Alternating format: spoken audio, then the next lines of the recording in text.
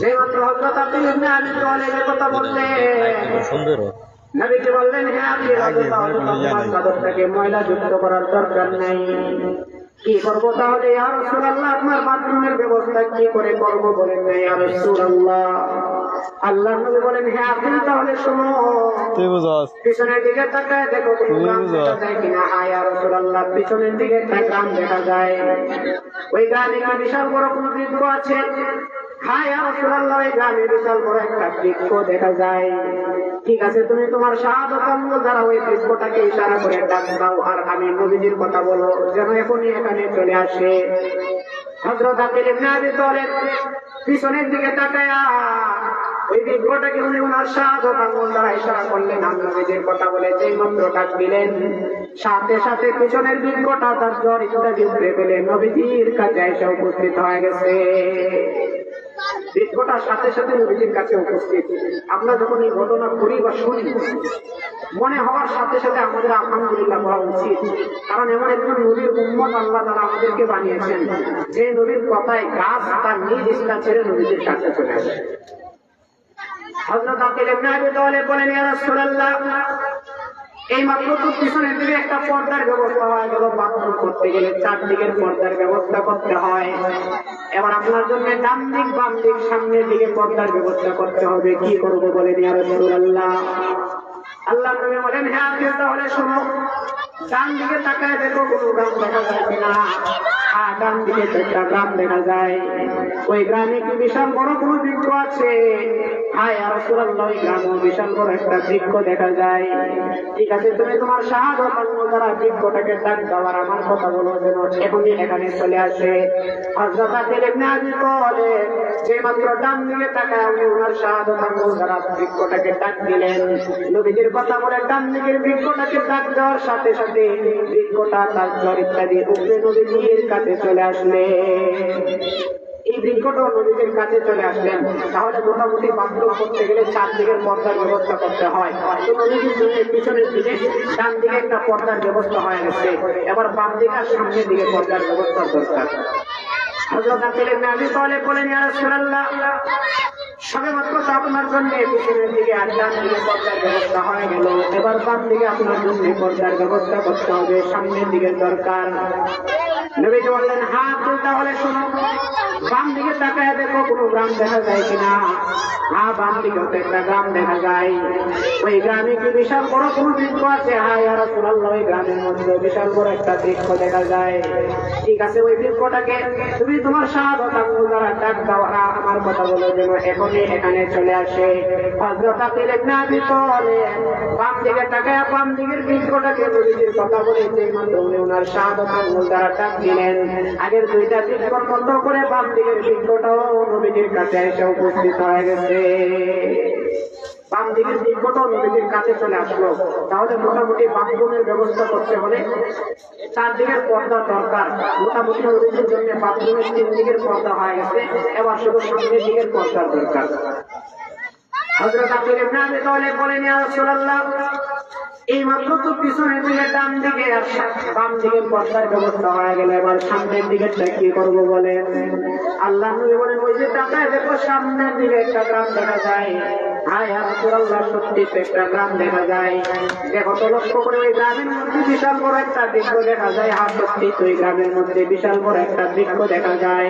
ঠিক আছে, তুমি তোমার শাহাদাত আঙ্গুল দ্বারা সামনের দিকের বৃক্ষটাকে ইশারা করে ডাক দাও যেন আমার কাছে চলে আসে। হযরত আলী ইবনে আবি তালেব বাম দিকে তাকায় বাম দিকের বৃক্ষটাকে নবীজির কথা বলে যে মাত্র উনি ওনার শাহাদাত আঙ্গুল দ্বারা ডাক দিলেন, সাথে সাথে সামনের বৃক্ষটাও তার জ্বর ইত্যাদি উঠে ফেলে নবীজির কাছে চলে আসলে। বাম দিকে সামনের দিকের বৃক্ষটাও যখন নবীজির কাছে চলে আসলো, তাহলে মোটামুটি চারদিক থেকে চারটা বৃক্ষ এসে চারদিকে পর্দার ব্যবস্থা হয়ে গেছে। তো নবীজি ওই পর্দার ভেতরে বসে বাথরুমের কাজ সারলেন। যখন নবী করিম সাল্লাল্লাহু আলাইহি ওয়াসাল্লাম ওই বৃক্ষের আড়ালে বসে বাথরুমের কাজটা নবীজি সেরে ফেললেন, সেরে ফেলে এবার নবীজি বৃক্ষগুলাকে বললেন, তোমরা এবার তোমাদের আপন জায়গায় চলে যাও। আবার বৃক্ষগুলা আপন জায়গায় চলে গেলেন। হযরত আলী ইবনে আবি তালেব বলেন, তো আমি আবার নবীজি যেখানে বসে বাথরুম করলেন ওই জায়গায় তাকায় দেখি যে বৃক্ষগুলো তো চলে গেল, কিন্তু বাথরুমে কোনো ময়লা নাই, কোনো চিটা পিটা নেই। হযরত আকিল ইবনে আবি তালেব বলেন, আমার প্রশ্ন তৈরি হয়ে গেল, কি দেখলাম, কি হইল? নবী করিম সাল্লাল্লাহু আলাইহি ওয়াসাল্লাম বললেন, বাথরুম করবেন, এই জন্য 4টা বৃক্ষকে একত্রিত করলেন। আবার যদি বাথরুম করতেন তো চিটা পিটা থাকার কথা, চিটা পিটা নাই। আর বাথরুম যদি না করবেন, অযথা নবী করিম সাল্লাল্লাহু আলাইহি ওয়াসাল্লাম বৃক্ষগুলোকে ডেকে দাওয়াত দিয়ে কেন আনলেন? হযরত আকিল ইবনে আবি তালেব নবীজিকে বললেন, ইয়া রাসূলুল্লাহ, আপনার কাছে একটা বিষয় জানতে চাই, কষ্ট নেবেন না, মনের মধ্যে কষ্ট নেবেন না, প্রশ্নটা বড় জানা দরকার আমার জন্য। আল্লাহ নবী বলেন, হ্যাঁ আপনি শুনো, ঠিক আছে, বলো, তুমি তোমার প্রশ্ন বলতে পারো। হযরত আকিল ইবনে আবি তালেব বলেন, ইয়া রাসূলুল্লাহ, সবেমাত্র আপনি 4 দিক থেকে 4টা বৃক্ষকে দাওয়াত দিয়ে নিয়ে আসবেন বাথরুম করবেন বলে। আপনি তো বাথরুম যদি করে থাকেন, তাহলে তো বাথরুমে চিটা পিটা থাকার কথা, এখানে তো কোনো চিটা পিটা নাই, বাথরুমে কোনো ময়লা নাই। আর যদি বাথরুম না করবেন, তাহলে আপনি অযথা 4 দিক থেকে 4টা বৃক্ষকে কেন দাওয়াত দিয়ে নিয়ে আসলেন? নবীজি বললেন, হ্যাঁ যে শোনো, আমি যখন বাথরুম করে, আমার বাথরুমের চিটা পিটা ময়লা দুনিয়ার কোনো মানুষ দেখে নাই, কিয়ামত পর্যন্ত কোনো মানুষ দেখবে না। কারণ হলো, আমি যখন বাথরুম করি, আমার বাথরুমের ময়লাকে, বাথরুমের চিটা পিটাকে মাটি এবং গাছের ঝড় প্রতিযোগিতা লেগে গিলে ফেলে। আজকেও যখন আমি বাথরুম করলাম, আমার বাথরুমের ময়লাকে মাটি এবং গাছের ঝড় প্রতিযোগিতা লেগে গিলে ফেলেছে। এই জন্য তুমি আপনার বাথরুমের চিটা পিটা দেখো নাই, ময়লা দেখো নাই, তুমি দেখো নাই। শুধু এমন নয়, পৃথিবীতে যত আমার উম্মত আসবে এবং গেছে, কোনো মানুষ আমি নবীজির বাথরুমের ময়লা দেখবে না। সুবহানাল্লাহ, কেউ দেখবে না। হযরত আকিল ইবনে আবি তালেব বলেন, আমি যখন এই দৃশ্য আমার সচক্ষে দেখলাম, এমন নবীর উম্মত হইলাম যে নবীজি বাথরুমের ময়লা এবং গাছের ঝড় মাটি গিলে ফেলতে চাই, সেই নবীর উম্মত হইলাম। হযরত আকিল বলেন, আমার ঈমান যেন আরো বেড়ে গেল। আমরা তো এই ঘটনা শোনা উদ্দেশ্য হলো, মুমিনের 1 নম্বর গুণ, মুমিন আল্লাহর ভয়ে কাঁদে। আল্লাহর ভয়ে কেন কাঁদছে? কারণ আল্লাহর ভয়ে পাথর কাঁদে, পাহাড় কাঁদে, উট কাঁদে। এই 3 জিনিসের কান্না দেখার জন্য আমরা ঘটনা শুনতেছি। মোটামুটি মাঝামাঝি আসছি, আর অল্প একটু গেলে আমরা পাথরের কান্না, উটের কান্না, পাহাড়ের কান্না দেখতে পাবো ইনশাআল্লাহ। হযরত আকিল ইবনে আবি তালেব বলেন, এখানে ঘটনা শেষ হওয়ার পরে নবী করিম সাল্লাল্লাহু আলাইহি ওয়াসাল্লামের সাথে আমরা হাঁটি হাঁটি পা করে সামনের দিকে এগোতে লাগলাম। আগাইতে আগাইতে হঠাৎ করে এক জায়গায় যাওয়ার পরে আমার বড় তৃষ্ণা পাইছে, তৃষ্ণায় যেন কলিজাটা ফেটে যাবে। আমি নবীজিকে বললাম, ইয়া রাসূলুল্লাহ, সবেমাত্র তো আমি আপনার বাথরুমের ব্যবস্থা করে আপনার উপকার করেছি, আবার আপনি আমার জন্য একটা উপকার করতে হবে। আল্লাহ নবী বলেন, হ্যাঁ আপনি তোমার জন্য উপকার করবো, তোমার কি বাথরুম পেয়েছে নাকি? হযরত আকিল বলেন, ইয়া রাসূলুল্লাহ, আমার তো বাথরুম পাই নাই, তবে আমার এমন ভাবে তৃষ্ণা লাগছে, তৃষ্ণায় যেন আমার কলিজাটা ফেটে যাবে এমন মনে হচ্ছে। আল্লাহ নবী বলেন, হ্যাঁ আপনি, এই যে মরুভূমি এলাকা, আমাদের মশকের ভেতরে কোনো পানির ব্যবস্থা নাই, মরুভূমি এলাকা, আমি কোথায় থেকে তোমার জন্য পানির ব্যবস্থা করব?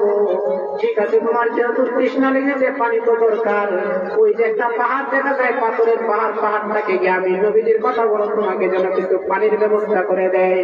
হযরত আকিল ইবনে আবি তালেব বলেন, নবীজির কথা বলার সাথে আমি দৌড়াইয়া পাথরের পাহাড়টার কাছে যখন চলে গেলাম, পাহাড়ের কাছে গিয়ে বললাম, এই পাহাড় শুনো, ওই যে দূরে বিশ্ব নবী জনাবে মুহাম্মদুর রাসূলুল্লাহ সাল্লাল্লাহু আলাইহি ওয়াসাল্লাম দাঁড়িয়েছেন।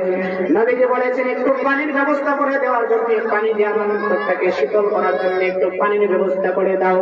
হযরত আকিল ইবনে আবি তালেব মাত্র পাহাড়কে কথা বললেন, পাহাড় তখন মানুষের মতো করে জবান ছেড়ে কথা বলতে লাগলেন।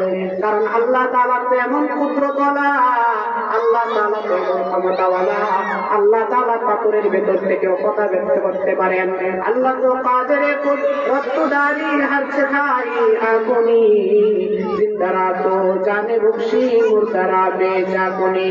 আল্লাহ তো ইন্নাল্লাহ আলা কুল্লি শাইইন কাদির। আল্লাহ তাআলা পাথরের জবান খুলে দিলেন, পাহাড়ের জবান খুলে দিলেন, পাহাড় মানুষের মতো করে কথা বলতে লাগলেন। হযরত আকিল ইবনে আবি তালেব বলেন, আকিল শুনো, তুমি যে আমাদের কাছে পানি চেয়েছো, ঠিক পানি চেয়েছো তোমার তৃষ্ণার কারণে, তবে দুঃখিত নবীজির কাছে গিয়ে ক্ষমা চাইবা, ক্ষমা চাই, আমরা তোমাকে পানি দিতে পারলাম না। কেন পানি দিতে পারলাম না জানো? সেদিন কুরআনুল কারীমের একটা আয়াত শুনতে পারছি, যে আয়াতের মর্মার্থ হলো আল্লাহ তাআলা বলেন, হে ঈমানদারেরা, তোমরা নিজেরা জাহান্নামের আগুন থেকে বাঁচো, তোমাদের পরিবার পরিজনকে জাহান্নাম থেকে বাঁচাও। কেননা জাহান্নামের লাকড়ি হবে মানুষ এবং পাথর, জাহান্নামের ইন্ধন হবে জাহান্নামের লাকড়ি হবে মানুষ, জাহান্নামে জ্বলবে, পাথরও জ্বলবে জাহান্নামে, তবে মানুষ জ্বলবে গুনাহের কারণে আর পাথর জ্বলবে মানুষকে জ্বালানোর জন্য। আমরা যেদিন থেকে জানতে পারছি জাহান্নামের লাকড়ি আমরা পাথর হয়ে যাব, আমরা পাহাড় জাহান্নামের লাকড়ি হয়ে যাব, যেই দিন থেকে কুরআনুল কারীমের এই মর্মার্থ শুনতে পারছি, ওই দিন থেকে আল্লাহ তাআলার ভয়ে কান্না শুরু করে দিয়েছি, ওই দিন থেকে জাহান্নামের ভয়ে কান্না শুরু করে দিয়েছি, ওই দিন থেকে জান্নাত লাভের আশায় কান্না করে দিয়েছি। এই যে কাঁদতে কাঁদতে আমাদের পানি ফুরায় গেছে, এই জন্য তোমাকে পানি দিতে পারলাম না, দুঃখিত, মাপ চাই। নবীজির কাছে গিয়ে মাপ চাইবা, নবীজিকে পানি দিতে পারলাম না। হযরত আলী ইবনে আবি তালেব পাহাড়ের কাছ থেকে নিরাশা নবীজির কাছে গেল, নবীজির কাছে গিয়ে বললেন, ইয়া রাসূলুল্লাহ, পাথরের কাছে তো গেলাম, পাহাড়ের কাছে তো গেলাম পানি আনার জন্য, কিন্তু পাথর এবং পাহাড় ক্ষমা চায়। কেন ক্ষমা চায়? তারা নাকি জাহান্নামের ভয়ে, জান্নাত লাভের আশায় আল্লাহ তাআলার ভয়ে কাঁদতে কাঁদতে পানি ফুরায় গেছে, পানি দিতে পারে নাই। আল্লাহ নবী বলেন, হ্যাঁ তো শোনো, আমিও জানি তোমাকে পাথর এবং পাহাড় পানি দিতে পারবে না, কিন্তু তোমাকে কেন পাথর এবং পাহাড়ের কাছে পাঠাইলাম জানি? আমি তোমাকে বোঝানোর জন্য, আমি তোমাকে দেখানোর জন্য, পাথর আল্লাহর ভয়ে কাঁদে, পাহাড় আল্লাহর ভয়ে কাঁদে, পাথর আল্লাহর ভয়ে কাঁদে, জাহান্নামের ভয়ে কাঁদে, জান্নাত লাভের আশায় কাঁদে, দেখানোর জন্য পাঠাইছি। অসুবিধা নাই, তোমার পানির ব্যবস্থা হয়ে যাবে। এই কথা বলে নবী করিম সাল্লাল্লাহু আলাইহি ওয়াসাল্লাম উনি ওনার দুই হাতে মাটির মধ্যে যে মাত্র তাবা মারলেন, ওই সাথে সাথে নবীজি মাটির মধ্যে তাবা মারার সাথে সাথে ওই জায়গা থেকে ঝর্ণা বের হতে শুরু হয়েছে, ওই জায়গা থেকে ঝর্ণা বের হতে শুরু হয়েছে। হযরত আকিল বলেন, আমরা সেখান থেকে পানি পান করলাম, গোসলের কাজ সেরে নিলাম, আমরা আমাদের মশক পানি দ্বারা ভরপুর করে নিলাম, ভরপুর করে নেওয়ার পরে আমরা সামনের দিকে চললাম। যে কথা বোঝানো উদ্দেশ্য, মুমিনের এক নম্বর গুণ, মুমিন আল্লাহর ভয়ে কাঁদবে, জান্নাত লাভের আশায় কাঁদবে, জাহান্নামের ভয়ে কাঁদবে। কেন কাঁদবে? কারণ আল্লাহর ভয়ে পাথর কাঁদে, পাহাড় কাঁদে, উট কাঁদে। এই যে ঘটনা আমরা শুনলাম, আকিল যখন পাথরের কাছে গেলেন, পাহাড়ের কাছে গেলেন, পাহাড় বলতে আমরা পানি দিতে পারলাম না, পাথর বলতে আমরা পানি দিতে পারলাম না, কারণ কাঁদতে কাঁদতে আমাদের পানি ফুরায় গেছে। তাহলে এখান থেকে আমরা বুঝলাম যে পাথর আল্লাহর ভয়ে কাঁদে, পাহাড় আল্লাহর ভয়ে কাঁদে, অতএব মানুষ আল্লাহর ভয়ে আরো বেশি কান্না করা উচিত। এবার আসেন আমরা শুনবো উটও যে আল্লাহর ভয়ে কাঁদে।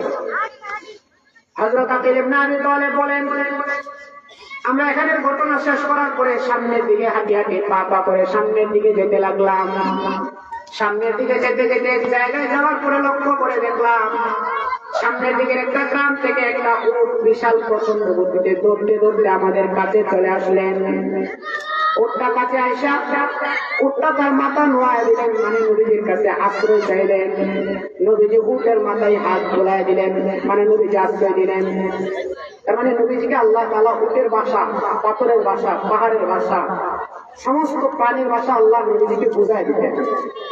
উট যখন নবীজির কাছে আশ্রয় চাইলেন, মাথা নোয়ায় দিলেন, নবীজি মাথায় হাত বোলায় দিয়া উটকে আশ্রয় দিলেন।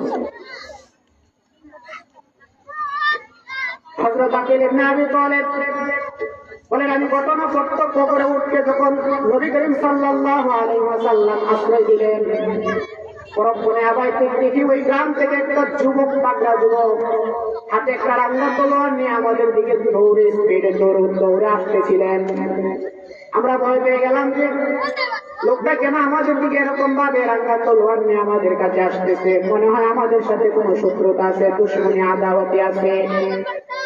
যুবকটা আমাদের কাছে আইসা নবীজিকে লক্ষ্য করে বললেন, আসসালামু আলাইকুম ইয়া রাসূলুল্লাহ। নবীজিকে সালাম দিলেন, নবীজি সালামের উত্তর দিলেন। সালামের উত্তর দিয়ে নবীজি যুবককে জিজ্ঞেস করলেন, হে যুবক, তুমি যেহেতু আমাকে ইয়া রাসূলুল্লাহ বলে সম্বোধন করেছো, সালাম দিয়েছো, তার মানে তুমি আমাকে চিনো, আমাকে জানো। তুমি যদি আমাকে চিনে থাকো তাহলে কেন আমাদের দিকে তুমি রাঙ্গা তলোয়ার নিয়ে আমাদের দিকে আসতেছিল? তোমার সাথে কি আমাদের কোনো শত্রুতা আছে, দুশমনী আছে, আদাওয়াতি আছে? যুবক বলে, না ইয়া রাসূলুল্লাহ, আপনার সাথে কোনো দুশমনী নাই। তাহলে কেন রাঙ্গা তলোয়ার নিয়ে আমাদের দিকে আসতেছিল বলো? যুবক বলেন, ইয়া রাসূলুল্লাহ, আপনার সাথে দুশমনী নাই, তবে আপনার পাশে যে উটটা, উটটার সাথে আমার বড় দুশমনী। কি সমস্যা বলো, উটের সাথে তোমার কিসের এত দুশমনী? যুবক তখন বলতে লাগলেন, ইয়া রাসূলুল্লাহ, এই যে আপনার পাশে উটটা দাঁড়ানো, উটটাকে আমি অনেক টাকা দিয়ে ক্রয় করেছি, অনেক টাকা পয়সা দিয়ে উটটাকে কিনলাম, কিন্তু উটটা আমার বাড়িতে থাকতে চায় না, আমার কথা শুনে না, এদিক সেদিক ছুটাছুটি করে, দৌড়াদৌড়ি করে। যেই মাত্র যুবকের কথা বললেন আল্লাহর নবী, উটকে বললেন, এই উট, তোমার মালিক তো তোমার বিরুদ্ধে অভিযোগ করছে, তুমি অভিযোগ খণ্ডন করো। নবীজি যখন উটকে কথা বলার আদেশ করলেন, উট আল্লাহ তাআলার হুকুমে মানুষের মতো করে কথা বলতে লাগলেন। উটটা বলেন, ইয়া রাসূলুল্লাহ, শুনে আমি কেন, আমার মালিক যে সমস্ত অভিযোগ আমার বিরুদ্ধে করছে সবকিছুই সত্যি করেছে, তবে আমি কেন আমার মালিকের বাড়িতে থাকতে চাই না, এদিক সেদিক ছোটাপিটা করে তার কথা কেন শুনতে চাই না, শুনেন তো রাসূল। ঠিক আছে, বলো, শুনতেছি। উটটা বলে, ইয়া রাসূলুল্লাহ, এই যে আমার মালিক ফজরের নামাজ পড়ে না, ফজরের নামাজ না পড়ে ঘুমের মধ্যে কাটায় দেয়, রাত্রিবেলা এশারের নামাজ না পড়ে ঘরের মধ্যে ঘুমায় যায়, আল্লাহ তাআলার বিধান মানে না, 5 ওয়াক্ত নামাজ পড়ে না, যেভাবে চলা দরকার আপনার তরিকা অনুযায়ী চলা দরকার ওইভাবে আমার মালিক চলাফেরা করে না, আমার মালিককে আল্লাহ তাআলার বিধান মানে না। আমার বড় ভয় লাগে যদি আমার মালিক আল্লাহ তাআলার বিধান না মানার কারণে আল্লাহর গজব চলে আসে, তাহলে আমি কত আল্লাহ তাআলার গজবে ধ্বংস হয়ে যাব।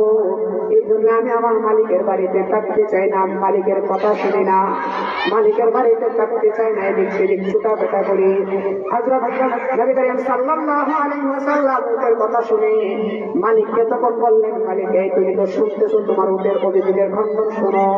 উট বলে, ইয়া রাসূলুল্লাহ, আমার মালিক আজকে থেকে আপনার সাথে ওয়াদা করতে পারে যে আজকে থেকে আর আল্লাহর বিধান ছাড়বে না, আজকে থেকে আর সুন্নাহ মোতাবেক জীবনটাকে পরিচালিত করবে, আপনার তরিকা অনুযায়ী চলবে।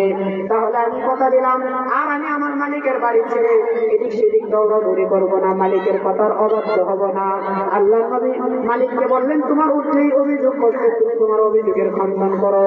হযরত আকিল ইবনে আবি তালেব বলেন, নবী যখন উটের কথা শুনে মালিককে অভিযোগ খণ্ডন করার কথা বললেন, মালিক তখন বললেন, হ্যাঁ ইয়া রাসূলুল্লাহ, আমার বিরুদ্ধে যে অভিযোগ করছে অভিযোগগুলো সবগুলাই সত্য, তবে আমি আপনার সামনে আমি কথা দিতেছি, আপনার সামনে ওয়াদা দিতেছি, আজকে থেকে আমি আল্লাহর বিধান মানবো, আপনার তরিকা অনুযায়ী চলবো। যুবক যখন এই কথা বললেন, হযরত আকিল ইবনে আবি তালেব বলেন, আল্লাহ তাআলার কাছে খুশিতে নাচতে শুরু করছে। উটটা তখন নাচতে শুরু করছে, খুশি, আমার মালিক আজকে থেকে আল্লাহর বিধান মানবে, রাসূলের তরিকা অনুযায়ী চলতে খুশি হয়ে গেছে। তার মানে এই হাদিস থেকে, ঘটনা থেকে আমরা বুঝলাম, উটও আল্লাহর বয়ে কাঁদে, পাথরও আল্লাহর বয়ে কাঁদে, পাহাড়ও আল্লাহর বয়ে কাঁদে। তাহলে মুমিন মানুষের 1 নম্বর গুণ হতে হবে, মানুষ আল্লাহর বয়ে আরো বেশি কান্না করবে। তার মানে মুমিনের 1 নম্বর গুণ, মুমিন সর্ব অবস্থায় যেখানেই থাকুক আল্লাহ তাআলা বয়ে কাঁদে, জান্নাত লাভে রাখতে পারে। এই হলো মুমিনের 1 নম্বর গুণ। এবার আসেন 2 নম্বর গুণ। إنما المؤمنون الذين إذا ذكر الله وجلت قلوبهم وإذا تليت عليهم آياته زادتهم إيمانا। মুমিনের 1 নম্বর গুণ হলো, মুমিন আল্লাহ তাআলার ভয়ে কাঁদে, জান্নাত লাভের আশায় কাঁদছে, জাহান্নামের ভয়ে কাঁদে। আরো সহজে যে কথাটা বুঝাইছিলাম, মসজিদের মাইক থেকে মুয়াজ্জিনের বাসায় আল্লাহ তাআলার নামের ধ্বনি শুনলে মসজিদে যাওয়ার জন্য পাগল হয়ে যাবে, নামাজের জন্য পাগল হবে। 1 নম্বর গুণ। মুমিনের 2 নম্বর গুণ হলো,